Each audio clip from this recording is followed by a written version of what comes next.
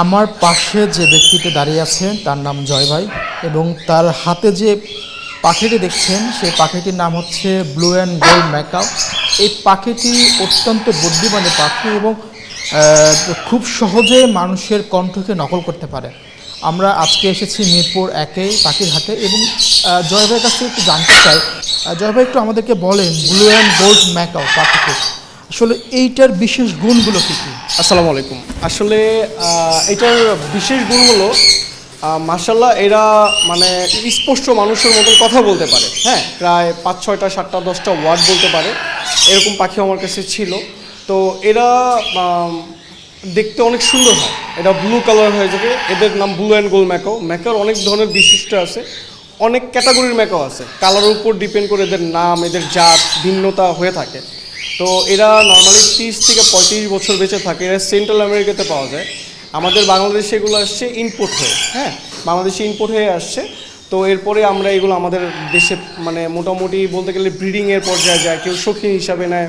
তো ওভারঅল পাখিগুলোর সব কিছু মিলে আলহামদুলিল্লাহ খুবই খুবই মানে মাশাআল্লাহ এক কথা বলে একটা মানুষের মতন আর কি পাখিগুলো হয়ে থাকে।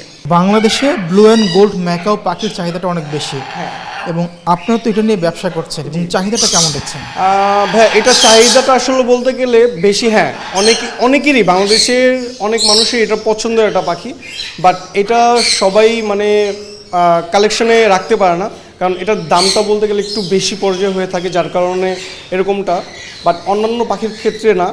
তো এই পাখিটা শৌখিনতার ক্ষেত্রে কিছু মানুষ নিয়ে থাকে, আর যারা বাণিজ্যিকভাবে খামার করতে চায় তারা এই পাখিগুলো কালেকশন করে থাকে আমাদের থেকে।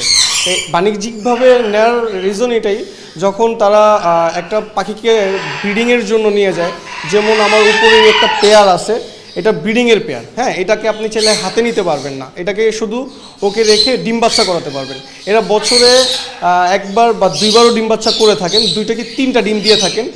যখন এই ডিম থেকে ফার্টিলিটি হয়ে বাচ্চা বের হয়, তখন এই বাচ্চাগুলো আমাদের মতন যারা বিজনেস করেন তারা এগুলা কিনে নেন বা কিনেন।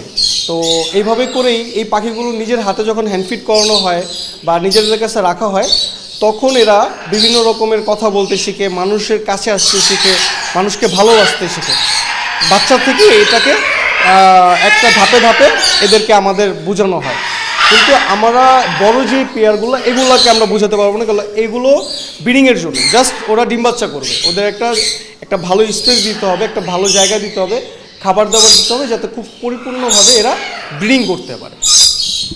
অনেক সময় আমরা দেখি যে ব্লু অ্যান্ড গোল্ড ম্যাকাও যে পাখিটি আছে এটি অনেক মানুষের বাসায় আমরা আসলে দেখি। হ্যাঁ, এবং এই পাখিগুলো কারা কেনেন এবং এই পাখিগুলোর দামটা কেমন?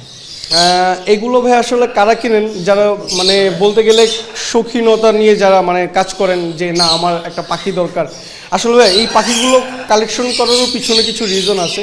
এগুলো বাংলাদেশে মানে অসংখ্য আছে তা বললে না, কিছু সংখ্যক যারা মানে একটু শৌখিনতা চিন্তা করে যে না আমাদের এই পাখিগুলো আমাদের কালেকশনে রাখা দরকার। সবারই একটা মানে ইচ্ছা থাকে, কারো গরু, কারো পাখি, কারো কবুতর, কারো মানে মুরগি। তো পাখির এরকম একটা কালেকশন আমাদের সেক্টরে আছে। তো এরা বিশেষ করে আমাদের থেকে নিয়ে থাকে, বাণিজ্যিকভাবেও নেয়, আবার শৌখিনতার হিসাবে চিন্তা করে যে আমার একটা ফার্ম হাউস আছে, গেস্ট হাউস আছে, বা আমার এটা ছোট চিড়িয়াখানা আছে। এরা বিশেষ করে আমাদের থেকে কালেকশন করে।